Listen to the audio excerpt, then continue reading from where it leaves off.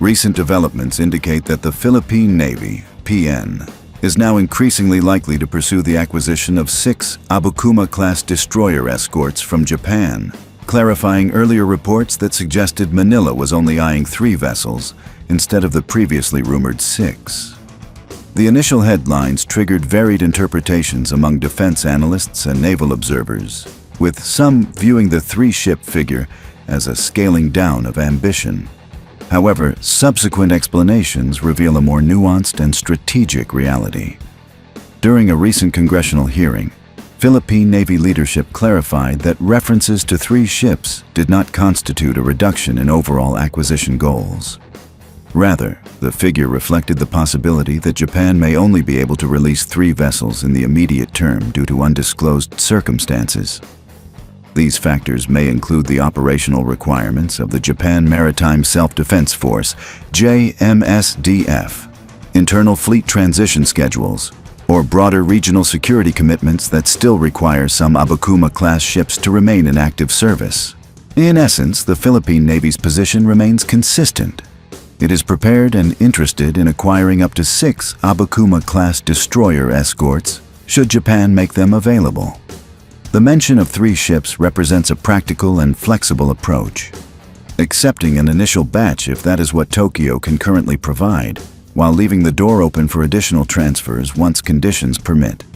The Abukuma-class destroyer escorts, commissioned between the late 1980s and early 1990s, are regarded as versatile platforms capable of anti-submarine and surface warfare missions. Although not new, they have been well maintained by the JMSDF and remain credible assets.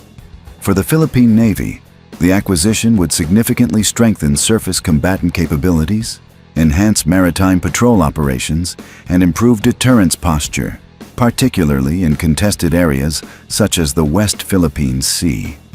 One important issue under discussion involves the potential removal of certain sensitive subsystems prior to transfer.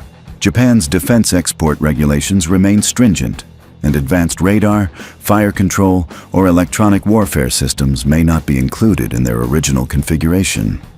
This contrasts with earlier media speculation about a possible hot transfer arrangement in which the ships would retain most of their combat systems intact.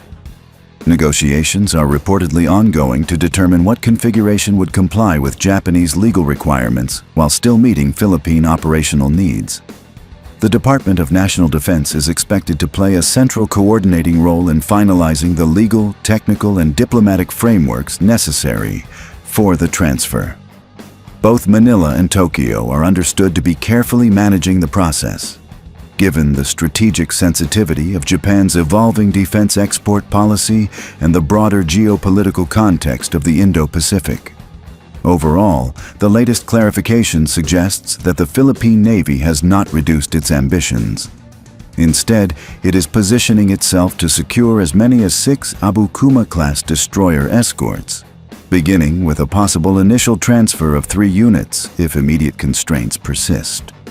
Should all 6 eventually be released, the acquisition would mark a significant milestone in Philippine naval modernization and a major step forward in deepening defense cooperation between the Philippines and Japan.